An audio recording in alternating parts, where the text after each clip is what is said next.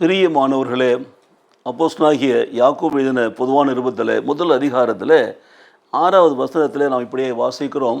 ஆனாலும் அவன் எவ்வளவாகிலும் சந்தேகப்படாமல் விசுவாசத்தோடே கேட்க கடவன். சந்தேகப்படுகிறவன் காற்றினால் அடிபட்டு அலைகிற கடலின் அலைக்கு ஒப்பாயிருக்கிறான். கேட்கிறதை குறித்து ஒரு விளக்கம் கொடுக்கப்பட்டிருக்கிறது பாருங்கள். கேட்க கடவன் என்று நாம் நேற்று பார்த்தோம், பார்த்தீங்களா? அவன் அப்பொழுது அவனுக்கு கொடுக்கப்படும் என்று சொல்லப்பட்டிருக்கிறது. யாரிடத்துல கேட்கணும்? ஒருவரையும் கடிந்து கொள்ளாதவரிடத்துல கேட்கணும்.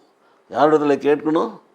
பூரணமாய் கொடுக்குற இடத்துல கேட்கணும். யாரிடத்துல கேட்கணும்? அவர் தான் நம்மை உண்டாக்குனவர், படைத்தவர், நமக்கு கொடுக்குறவர் எல்லாமே.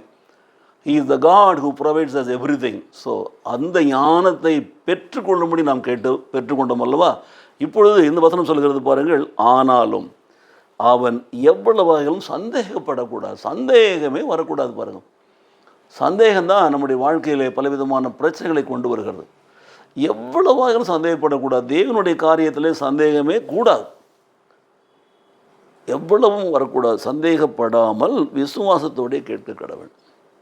கேட்கிறவன் விசுவாசத்தோடு கேட்கணும். கொஞ்சம் கூட சந்தேகமே இருக்கக்கூடாது. அப்படி அவன் கேட்கிற பொழுது அவர் கொடுக்கிறார். அப்போது பரிபூர்ணமாய் கொடுக்கிறார், நிறைவாய் கொடுக்கிறார், பூரணமாய் கொடுக்கிறார். சந்தேகப்பட்டால் அவன் எப்படிப்பட்ட மனுஷனாக இருக்கிறான்னா, வசனம் சொல்கிறது பாருங்கள். சந்தேகப்படுகிறவன் காற்றினாலே அடிபட்டு அலைகிற கடலில் அலைக்கு ஒப்பாக இருக்கிறான்.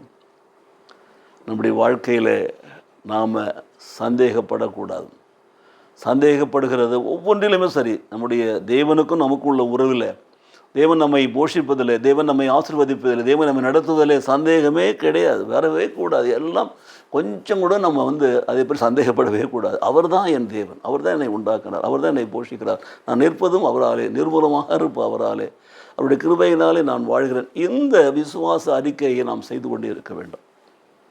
சந்தேகத்திற்கு இடமே கிடையாது. அப்போது பூரணமாய், சம்பூரணமாய், பரிபூர்ணமாய் கொடுக்கிற தேவன் நமக்கு கொடுத்து நடத்துவார், ஆசீர்வதிப்பார்.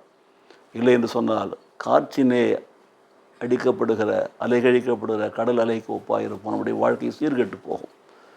ஆகவே தேவனிடத்தில் கேட்கிற பொழுது சந்தேகமே வேண்டாம். பெற்றுக்கொள்வோம் என்ற நம்பிக்கையோடு, உறுதியான விசுவாசத்தோடு கேட்போம். கேட்கிற பொழுதே நாம் பெற்றுக்கொண்டோம் என்பதை விசுவாசிப்போம். நாம் கேட்பதற்கு முன்பாக தேவைகளை அறிந்திருக்கிறார் பாருங்கள். ஆகவே அவர் அறிந்தவர். நாம் அவரை நோக்கி பார்க்கிற பொழுதே தெரியும் நாம் கேட்க போகிறோம் என்று சொல்லி. ஆனால் வாய் திறந்து கேளுங்கள் என்று சொல்லியிருக்கிறார். கேட்போம். கேட்கிற பொழுது அவர் நமக்கு பரிபூர்ணமாய் கொடுத்து ஆசீர்வதிப்பார். கர்த்தர் நம்மை ஆசீர்வதிக்கும்படி நாம் ஜெபிப்போமா? நேசிக்கிற நல்ல பிதாவே, இந்த நாளில் கூட ஆண்டவரே, எவ்வளவைகளும் சந்தேகம் இல்லாமல் நாங்கள் கேட்கட்டும் என்று கற்றுக் கொடுத்தீரே. அப்படி நாங்கள் கேட்கிற பொழுது நாங்கள் பரிபூர்ணமாய், சம்பூர்ணமாய் பெற்றுக்கொள்கிறோம் என்று எங்களுக்கு ஆண்டவரே கட்டளையிட்டிருக்கிறீரே. உண்மை நன்றி நிறைந்த உள்ளத்தோடு நாங்கள் துதிக்கிறோம் சுவாமி. எந்த சூழ்நிலையிலும் ஆண்டவரே சந்தேகப்பட்டு காற்றினால் அலைகழிக்கப்படாமல், கடல் அலையை போல் தத்தளிக்காமல் நாங்கள் விசுவாசத்தோடு கேட்டு பெற்றுக்கொள்ளும்படி எங்கள் உள்ளத்திலே விசுவாசத்தை தாரும் ஆண்டவரே. கிருபையினால் எங்களை நிரப்பும் ஆண்டவரே. இயேசு கிறிஸ்து நாமத்திலே பிதாவே. ஆமேன், ஆமேன்.